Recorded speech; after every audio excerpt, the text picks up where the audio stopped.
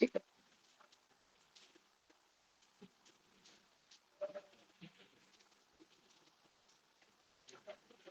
شروع اللہ کے نام سے جو نہایت مہربان اور بڑا رحم والا ہے.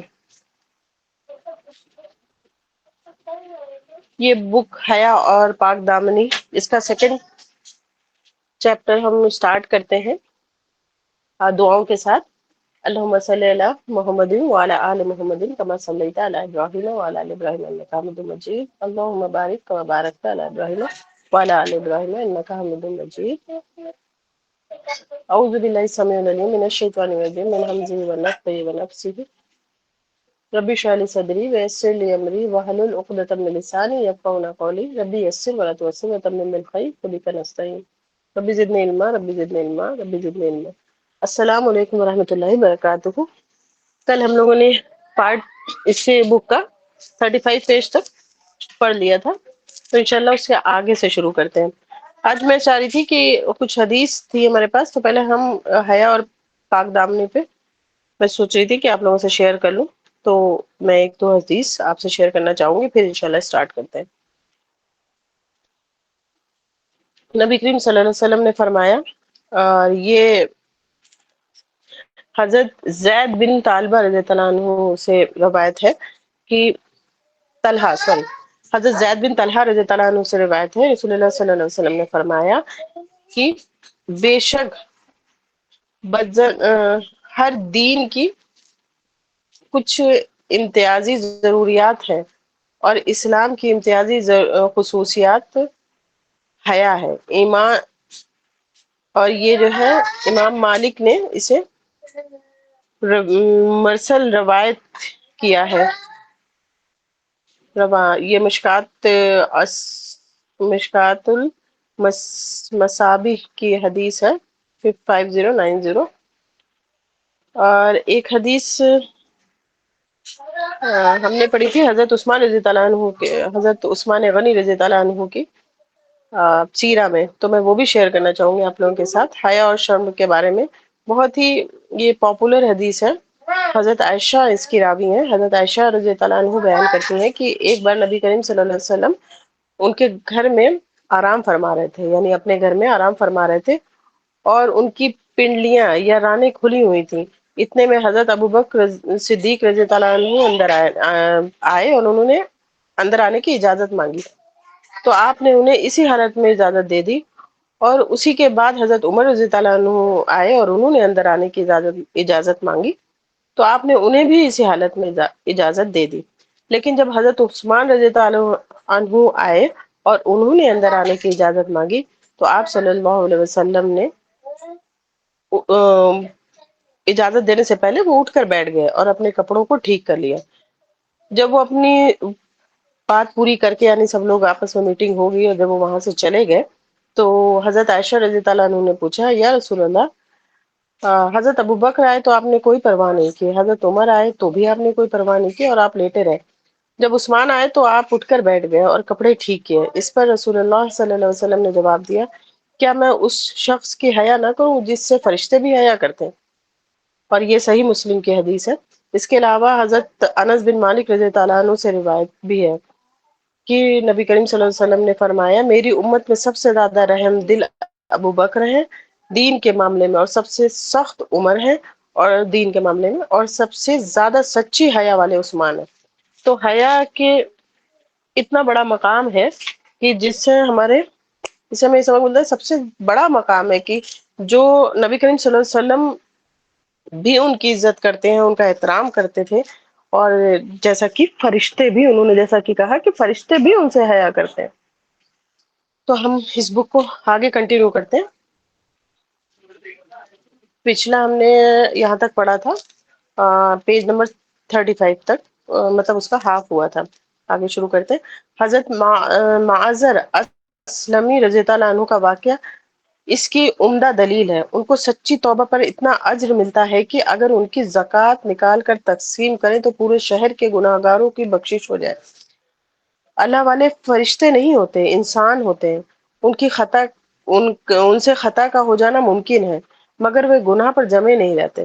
ایسے واقعات بہت مشکل سے ہوتے ہیں، بلکہ نہ ہونے کے برابر ہوتے ہیں.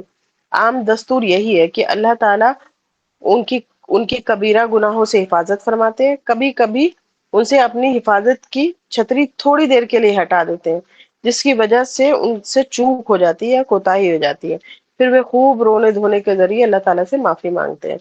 پروردگار عالم کو ان کا رونا دھونا، منت سماجت کرنا اور معافیاں مانگنا اچھا لگتا ہے۔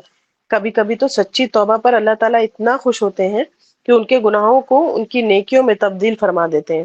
رسول رسول کو یہ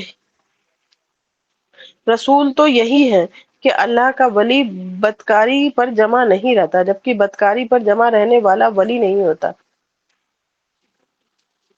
سر یہاں پر رسول نہیں ہونا چاہیے، اصول ہونا چاہیے، شاید پرنٹنگ میں دقت ہے۔ اصول تو یہی ہے کہ اللہ کا ولی بدکاری پر جمع نہیں رہتا، جبکہ باطل میں کھوٹ شامل نہیں ہو سکتا، یعنی باطل اس میں جگہ نہیں پا سکتا۔ اس کا مطلب یہ نہیں ہے کہ اس میں کتابت اور پرنٹنگ کی غلطی نہیں ہو سکتی۔ اگر کوئی غفلت برتے تو قرآن مجید میں کتابت کی غلطی ہو سکتی ہے، مگر یہ غلطیاں قرار نہیں پکڑ سکتی۔ جب بھی کوئی حافظ عالم اس کو پڑھے گا تو فوراً نشاندہی کر دے گا، چنانچہ کھوٹ کو دور کر دیا جائے گا۔ باطل حق کے ساتھ ہمیشہ کے لیے نہیں مل سکے گا۔ جس طرح قرآن پاک میں کتابت کی غلطی قرار نہیں پکڑ سکتی، اسی طرح اللہ والوں کی زندگیوں میں کبیرہ گناہ کی عادت قرار نہیں پکڑ سکتی۔ اللہ کا ولی وہی شخص ہوتا ہے جو شریعت و سنت پر استقامت کی زندگی گزارتا ہے۔ اگر شیطان اس سے کوئی غلطی کروانے میں کامیاب بھی ہو جائے تو وہ فوراً نادم اور شرمندہ ہو کر توبہ کر لیتا ہے، گناہ پر جمع نہیں رہتا۔ ایک حدیث ہے، یہ مشکات کی ہے، 730۔ اس کا مفہوم ہے گناہ سے توبہ کرنے والا ایسا ہوتا ہے جیسے اس نے گناہ کیا ہی نہ۔ اصول تو یہی ہے کہ انبیاء کرام معصوم ہوتے ہیں اور اولیاء کرام محفوظ ہوتے ہیں۔ یہاں جیسے ہم لوگ جانتے ہیں کہ انبیاء کرام معصوم ہوتے ہیں، آج یہ ایک نیا ہم لوگوں کو پتہ چلا ہے کہ اولیاء کرام جو ہے نا محفوظ رہتے ہیں، اللہ کی حفاظت میں ہوتے ہیں۔ یہاں ذہن میں ایک سوال پیدا ہوتا ہے کہ جب اولیاء کاملین اللہ تعالیٰ کی حفاظت میں ہوتے ہیں تو پھر وہ کبھی کبھار حفاظت سے دور کیوں کر دیے جاتے ہیں؟ اس کا جواب یہ ہے کہ اللہ تعالیٰ اپنے بندوں کے مربی ہیں، ان کی مختلف حالات میں تربیت فرماتے ہیں۔ اپنے اولیاء کرام میں سے کسی ایک سے کوئی ایسا عمل کرواتے ہیں کہ جس کی وجہ سے نفس پر خوب ملامت کرنے کا موقع مل سکے، ان کے اندر سے خود پسندی اور عجب کو کھرچ کھرچ کر نکال دیتے ہیں، اس کو سراپا نیاز بنا دیتے ہیں، ناز کی جڑیں کاٹ کر رکھ دیتے ہیں۔ حضرت عبداللہ اندلوسی رحمۃ اللہ علیہ کا واقعہ اس کی بہترین مثال ہے۔ ایک عیسائی واقعہ یہ ہے، ایک عیسائی بستی کے قریب گزرتے ہوئے حضرت عبداللہ اندلوسی رحمۃ اللہ علیہ نے یہ کہہ دیا کہ عیسائی لوگ کتنے کم عقل ہیں کہ اللہ تعالیٰ کے ساتھ شریک بناتے ہیں۔ بس اتنی معمولی سی بات پر اللہ تعالیٰ نے ان کی باطنی کیفیت کو چھین لیا۔ وہ ایک عیسائی لڑکی پر عاشق ہو گئے، ان سے شادی کرنے کی غرض سے 1 سال سور چراتے رہے، قرآن مجید اور حدیث کا حفظ بھول گئے۔ آخر ان کی مرید حضرت شبلی رحمۃ اللہ علیہ جب ان سے ملنے آئے تو وہ دونوں مل کر خوب روئے، اللہ تعالیٰ سے خوب رو رو کر معافی مانگی۔ اللہ نے سب کیفیتیں واپس لوٹا لی۔ یہ سب کچھ اس لیے پیش آیا کہ حضرت عبداللہ اندلوسی رحمۃ اللہ علیہ کو پتہ چلے کہ اگر میں ہدایت پر ہوں تو یا میری عقل کا کمال نہیں بلکہ اللہ رب العزت کی رحمت کا کمال ہے۔ اللہ جسے چاہے اسے ہدایت دیتا ہے۔ حضرت عبداللہ اندلوسی رحمۃ اللہ علیہ کی یادداشت دوبارہ کام کرنے لگی اور پہلے سے بھی زیادہ دین کی محنت کرنے لگے اور لاکھوں انسانوں کی ہدایت کا ذریعہ بنے۔ اللہ تعالی ہمیں اپنی حفاظت سے کبھی بھی دور نہ فرمائے، آمین ثم آمین۔ بات کا خلاصہ یہ ہے کہ مشائخ کرام اور مریدوں کو ذکر کے مراقبے کی تعلیم دیتے ہیں، جن پر پابندی کرنے سے سالک کے اندر سے نفسانی خواہشات پر کنٹرول کی صفت پیدا ہو جاتی ہے، ان کی نگاہ پاک ہو جاتی ہے، دل صاف ہو جاتا ہے، تربیت شریعت کی پابند بن جاتی ہے، انہیں پاکیزگی اور پاک دامنی کی زندگی گزارنا آسان ہو جاتا ہے، یہی صفت مقام ولایت کے حاصل ہونے کا سبب بنتی ہے۔ اور ان کے اس قصے سے حضرت عبداللہ اندلوسی رحمۃ اللہ علیہ کے قصے سے ہمیں وہ بھی قصہ یاد آتا ہے موسیٰ علیہ السلام کا، جو سورہ کہف میں ہے کہ انہیں بھی علم کے بارے میں ایسا ہی کچھ انہوں نے بولا تھا، جس کی وجہ سے علم کی تلاش میں ان کو نکلنا پڑا تھا۔ تو ایک یہ تھوڑی سی بات ہو جاتی ہے کہ ہمیں یہ دھیان دے ہمیشہ یاد رکھنا چاہیے کہ اللہ تعالیٰ جس کو جو بھی نعمت دیتا ہے وہ اللہ کی ہی طرف سے، اور کبھی بھی وہ واپس لی جا سکتی ہے، تو اس پہ کبھی بھی اس طریقے کا، خیر اولیاء اللہ اور انبیاء کرام تو کبھی گھمنڈ یا پھر ایسا کچھ نہیں، تکبر نہیں کرتے تھے، یہ صرف ہمیں سمجھانے کے لیے، مثال کے لیے، تو ہمیں کسی بات پہ تکبر نہیں کرنا چاہیے۔ حضرت نقشبندی بخاری رحمۃ اللہ علیہ سے کسی نے پوچھا کہ حضرت انسان بالغ کب ہوتا ہے؟ فرمایا بالغ شریعت یا بالغ طریقت؟ اس نے عرض کیا کہ حضرت مجھے دونوں کی تفصیل بتا دیں۔ فرمایا کہ انسان بالغ شریعت تب ہوتا ہے جب ان کے اندر سے منی نکلے، اور بالغ طریقت تب ہوتا ہے جب وہ منی سے نکل جائے، یعنی شہوت سے متعلق گناہوں سے وہ بچ جائے۔ اس سے معلوم ہوا کہ جب نور ولایت سینے میں داخل ہوتی ہے تو سالک کی جوش اور کیفیت کو سکون مل جاتا ہے، شہوت کے سمندر میں جوار بھاٹے کی حالت نہیں رہتی، سالک کو پاک دامنی کی زندگی نصیب ہو جاتی ہے۔ یہی صفت ولایت یا منشا اور اس کی شرط ہے، ولایت کا منشا اور اس کی شرط ہے۔ پاک دامنی پر دنیا میں نصرت خدا بندی، دنیا میں تخت و تاج نصیب ہوا۔ حضرت یوسف علیہ السلام کو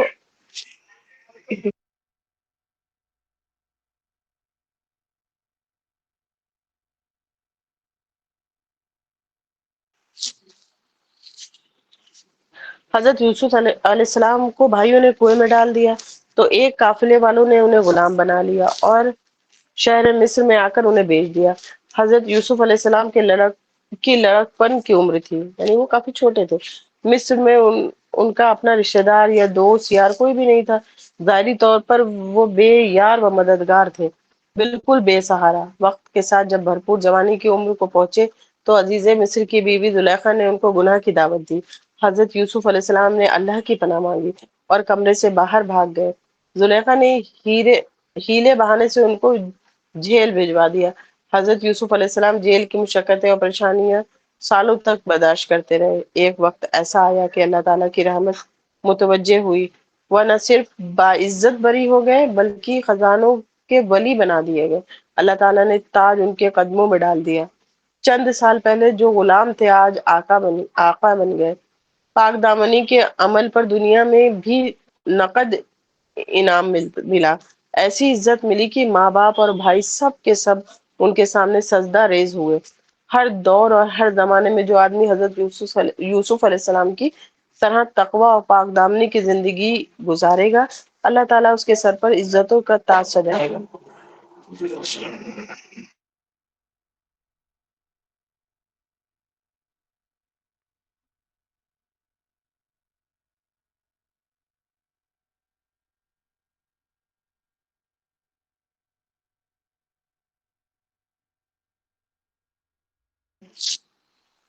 غار کا منہ کھل گیا۔ نیکسٹ ٹاپک، حدیث مبارکہ میں بنی اسرائیل کے 3 آدمیوں کا واقعہ منقول ہے۔ ایک سفر کے دوران سخت بارش ہونے لگی تو وہ بچنے کے لیے غار کے اندر چھپ گئے۔ اللہ تعالیٰ کی شان دیکھیے کہ طوفان بارش کی وجہ سے ایک بڑی چٹان لڑکتی ہوئی غار کے منہ پر آ پڑی۔ چٹان اتنی بڑی تھی کہ یہ تینوں مل کر زور لگاتے تو بھی نہ ہلا سکتے۔ باہر نکلنے کا راستہ بالکل نہیں تھا، تینوں کو موت سامنے کھڑی مسکراتی نظر آئی۔ اس پریشانی، غم اور خوف کی حالت میں یہ تینوں نے فیصلہ کیا کہ اپنی اپنی زندگی کا کوئی عمل اللہ تعالیٰ کی بارگاہ میں پیش کر کے نجات کی دعا مانگے۔ ایک نے کہا میں نے ماں باپ کی بہت خدمت کی، میں بکریوں کا دودھ پہلے اپنی ماں کو پیش کرتا، بعد میں سویا کرتا۔ ایک رات جب میں دودھ لے کر حاضر ہوا تو میری ماں سو چکی تھی، میں نے جگانا مناسب نہ سمجھا اور دودھ ہاتھ میں لے کر کھڑا انتظار کرتا رہا یہاں تک کہ صبح ہو گئی۔ اے اللہ میرے اس عمل کو قبول کر کہ ہمیں نجات عطا فرما۔ چٹان ایک تہائی سرک گئی، پھر بھی ابھی نکلنے کا راستہ نہ بنا تھا۔ دوسرے نے کہا، اے اللہ میں اپنی بھرپور جوانی کی عمر میں اپنی خوبصورت چچا زاد بہن پر عاشق تھا۔ میں نے اسے پھسلانے کے لیے کئی ہیلے بہانے کیے مگر وہ پاک صاف رہی اور میرے جال میں نہ پھنسی۔ ایک مرتبہ تک تنگ دستی کی حالت سے مجبور ہو کر وہ مجھ سے قرض لینے آئی۔ میں نے اسے ایک شرط پر پیسے دینے کا وعدہ کیا کہ وہ میری خواہش پوری کرتے، مرتی کیا نہ کرتی۔ اس نے حامی بھر دی۔ جب میں جمع کے لیے اس کے قریب آیا تو اس نے کہا، اللہ سے ڈر اور اس مہر کو نہ توڑ۔ اس کے الفاظ بجلی بن کر گرے۔ مجھ پر اللہ تعالیٰ کا خوف طاری ہو گیا۔ میں نے اسے پیسے بھی دیے اور برائی بھی نہ کی۔ اے اللہ اگر یہ میرا عمل آپ کے ہاں قبول ہے تو ہمیں اس مصیبت سے نجات عطا فرما۔ چٹان دوسری تہائی بھی سرک گئی، پھر بھی نکلنے کا راستہ نہ بنا۔ تیسرے نے کہا، اے اللہ میری ایک مزدور مزدوری لیے بغیر کسی وجہ سے ناراض ہو کر چلا گیا۔ میں نے اس کے پیسوں سے بکری خریدی۔ وقت گزرنے کے ساتھ ساتھ وہ بھرپور ریوڑ بن گیا۔ کافی مدت کے بعد جب وہ اپنی مزدوری لینے آیا تو میں نے پورا ریوڑ اسے پیش کر دیا۔ اے اللہ میرا یہ عمل آپ کے یہاں مقبول ہے تو ہمیں اس مصیبت سے نجات عطا فرما۔ چٹان مزید ہٹ گئی اور ہم تینوں دوست غار سے باہر نکل آئے۔ اس واقعے میں ہمارے عنوان سے متعلق دوسرے آدمی کا عمل ہے جسے خوف خدا کی وجہ سے گناہ کو چھوڑا اور اس کا عمل اللہ تعالیٰ کے یہاں مقبول ہوا۔ اس اس سے سبق ملتا ہے کہ پاک دامن انسان اللہ تعالیٰ کا مقبول بندہ ہوتا ہے۔ اللہ تعالیٰ اس کو دنیا کے غموں سے بھی بچاتے ہیں اور قدم قدم پر اس کی پشت پناہی بھی فرماتے ہیں۔ اور اس سے ایک سبق اور ملتا ہے جو یہاں پر مینشن نہیں ہے، میں اپنی طرف سے ایڈ کر رہی ہوں کہ ہمیں جو ہے نا اپنے نیک کاموں کا وسیلہ بنانا چاہیے۔ اللہ سے اپنے جب دعا کریں یا کچھ حاجت ہو یا دعا کریں تو اپنے نیک کاموں اپنی نیکی کا بھی وسیلہ بنا سکتے ہیں اور اللہ کو ان کی طرح ہم دعا کر سکتے ہیں۔ نیکسٹ پوائنٹ ہے اس کا، دعا قبول ہوگی۔ ایک مرتبہ دہلی میں سخت قحط پڑا۔ بارش نہ ہونے کی وجہ سے کھیتیوں میں فصل بھی نہ ہوتی اور پیڑوں پر پھل بھی نہ لگتے۔ لوگ کھانے کے لیے روٹی کو ترسنے لگے۔ ہر آدمی بارش کی دعائیں مانگتا مگر آسمان پر بادل نظر ہی نہ آتے۔ علماء شہر نے مشورہ کیا کہ شہر کے سب لوگ ایک دن کھلے میدان میں جمع ہو، عورتوں بچوں اور جانوروں کو بھی ساتھ لائیں۔ میدان میں نماز استسقاء ادا کی گئی اور اس کو ادا کرنے کے بعد اپنے گناہوں سے توبہ کرنے کا مشورہ ہوا، مطلب کہا گیا، اور بارش کی دعا کرنے کے لیے۔ پروگرام کے مطابق شہر سے باہر سب لوگ جمع ہو گئے۔ سخت گرمی اور چلچلاتی دھوپ نے سب کے چہرے جھلس کر رکھ دیے۔ نماز ادا کی گئی۔ مردوں اور عورتوں نے رو رو کر بارش کے لیے دعا مانگی مگر آسمان پر دور دور تک بادل کا نام و نشان نہیں تھا۔ معصوم بچے تڑپنے لگے، جانور بھی پانی کو ترسنے لگے، لوگوں کا رو رو کر برا حال ہو گیا۔ صبح سے عصر تک یہ عمل جاری رہا مگر امید کی کرن نظر نہ آئی۔ جس وقت دعا مانگتے کچھ مخلوق خدا خوب رو رہی تھی، اس وقت ایک مسافر نوجوان اس میدان کے قریب سے گزرا۔ اس نے اونٹ کی مہر پکڑی ہوئی تھی، خود پیدل چل رہا تھا جبکہ اونٹ پر کوئی پردہ نشین عورت سوار تھی۔ اس نے اتنے لوگوں کو آہوازاری کرتے ہوئے دیکھا تو اونٹ کو ایک جگہ روکا اور قریب کے لوگوں سے پوچھا کہ کیا معاملہ ہے۔ جب اسے حقیقت کا پتہ چلا تو وہ اپنے اونٹ کے قریب گیا اور دعا کے لیے ہاتھ اٹھائے۔ ابھی ہاتھ نیچے نہیں آئے تھے کہ چھم چھم بارش ہونے لگی۔ ایک عامل نے اس نوجوان سے پوچھا کہ کتنے خوش نصیب اور مستجاب الدعوات انسان ہے۔ اس نے جواب دیا کہ در حقیقت اونٹ پر میری والدہ سوار ہے۔ میں نے اپنی والدہ کی چادر کا ایک کونا پکڑ کر اللہ تعالیٰ سے دعا مانگی، اے پروردگار عالم، یہ میری نیک پاک دامن والدہ ہے، آپ کو ان کی پاک دامنی کا واسطہ دیتا ہوں، اپنے بندوں پر بارش فرما دیجئے۔ ابھی میرے ہاتھ نیچے نہیں آئے تھے کہ بارش برسنے لگی۔ معلوم ہوا کہ پاک دامنی اللہ تعالیٰ کے ہاں اتنا مقبول عمل ہے کہ اگر اس کو اللہ کے حضور پیش کرے تو پروردگار دعاؤں کو رد نہیں فرماتے۔ پاک دامنی کا بدلہ پاک دامنی. ارشاد باری تعالیٰ ہے، یہ سورہ النور کی 24 آیہ نمبر 24 ہے، جس کا مفہوم ہے پاکیزہ عورتیں پاکیزہ مردوں کے لیے اور پاکیزہ مرد پاکیزہ عورتوں کے لیے. جو آدمی پاک دامنی کی زندگی گزارتا ہے اسے دنیا میں نقد انعام یہ ملتا ہے کہ اس کے گھر والوں کے لیے پاک دامنی کی زندگی نصیب ہوتی ہے. حدیث پاک میں آیا ہے کہ ایک آدمی نے نبی کریم صلی اللہ علیہ وسلم کے سامنے شکایت پیش کی کہ مجھے اپنے بیوی کے کردار پر شک ہے، وہ یہ بات میرے سخت تکلیف اور پریشانی کا سبب ہے. نبی کریم صلی اللہ علیہ وسلم نے ارشاد فرمایا کہ تم لوگوں کی عورتوں کے بارے میں پاکیزگی اختیار کرو گے تو لوگ تمہاری عورتوں کے بارے میں پاکیزگی اختیار کریں گے.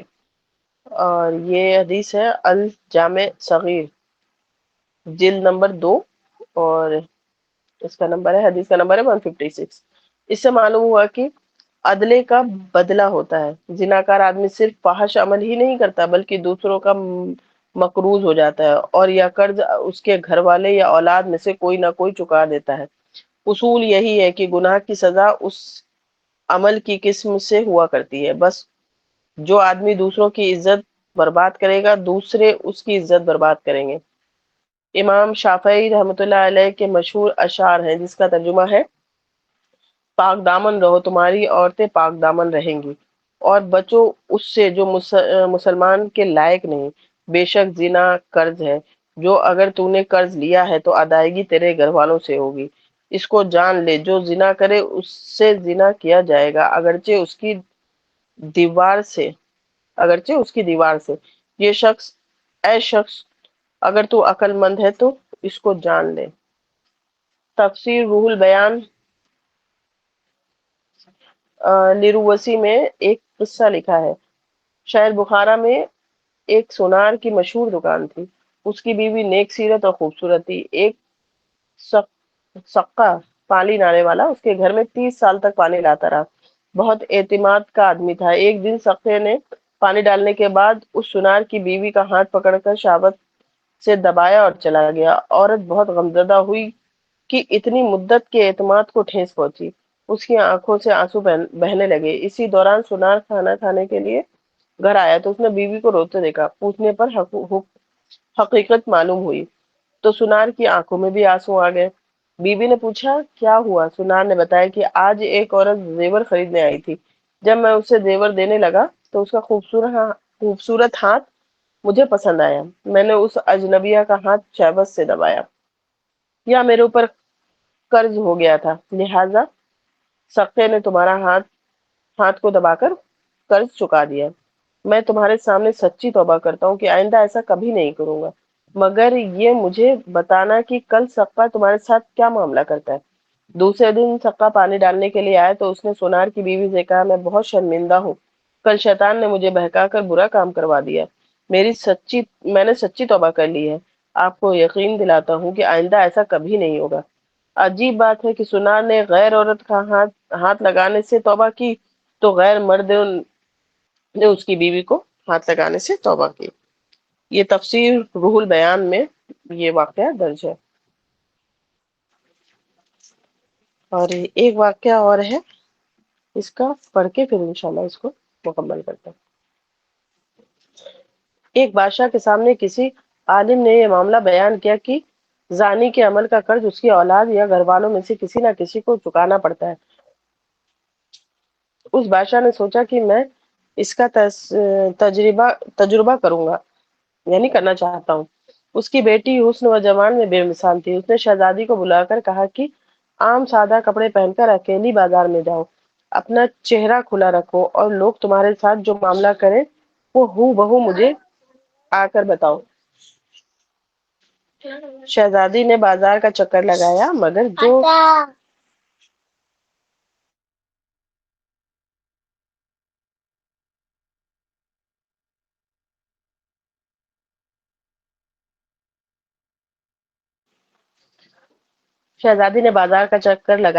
جو غیر محرم آدمی اس کی طرف دیکھتا تو شرم کے مارے نگاہیں پھیر لیتا. کسی آدمی نے اس شہزادی کے حسن و جمال کی طرف دھیان ہی نہیں دیا. سارے شہر کا چکر لگا کر جب شہزادی اپنے محل میں داخل ہونے لگی تو चौकीदारों में से किसी मुलाजिम ने महल की खादिमा समझकर रोका, गले लगाया, बोसा लिया और भाग गया। शहजादी ने बादशाह को सारा किस्सा सुनाया। बादशाह की आंखों में से आंसू निकल आए। कहने लगा, मैंने सारी जिंदगी गैर महरम से अपनी निगाहों की हिफाजत की है। अलबत्ता एक मर्तबा मैं एक गलती कर बैठा और एक गैर महरम लड़की को गले लगाकर उसका बोसा लिया था। बस मेरे साथ वही कुछ हुआ जो मैंने अपने हाथों से किया था। सच है कि जिना एक किसास वाला अमल है जिसका बदला अदा होकर रहता है। ये भी रूहुल मानी आलूसी में 15 नंबर 15 पब्लिक 68 है इसका नंबर। हमें ऊपर जिक्र किए हुए गए वाकयात से इबरत हासिल करनी चाहिए। ऐसा ना हो हमारी कोताहियों का बदला हमारी औलाद चुकाती फिरे। हर आदमी चाहता है कि उसके घर की औरतें पाक दामन बनकर रहें। उसे चाहिए कि वह गैर महरम औरत से लालच खत्म कर दे। इसी तरह जो औरतें चाहती हैं कि हमारे खाविंद नेकोकारी की जिंदगी गुजारें, बेहयाई वाले कामों को छोड़ दें, उन्हें चाहिए कि वो गैर मर्दों की तरफ नजर उठाकर भी न देखें, ताकि पाक दामनी का बदला पाक दामनी की सूरत में मिल जाए। रह गई बात कि अगर किसी ने पहले या कबीरा गुनाह किया तो तौबा का दरवाजा खुला है। सच्ची तौबा के जरिए अपने रब को मनाए ताकि दुनिया में बदला देने से बच जाए और आखिरत में जिल्लत से छुटकारा पाए। हम यहाँ पर आज के लिए यहीं तक रखते हैं। इंशाल्लाह कल आगे शुरू करेंगे। सुबहान अल्लाहि व बिहम्दिही सुबहानक अल्लाहुम्मा व बिहम्दिका अशहदु अन ला इलाहा इल्ला अंता अस्तगफिरुका व अतूबु इलैक। सुबहान रब्बिका रब्बिल इज्जति अम्मा यसिफून व सलामुन अलल मुरसलीन वल्हम्दुलिल्लाहि रब्बिल आलमीन। अस्सलामु अलैकुम व रहमतुल्लाहि व बरकातुहू।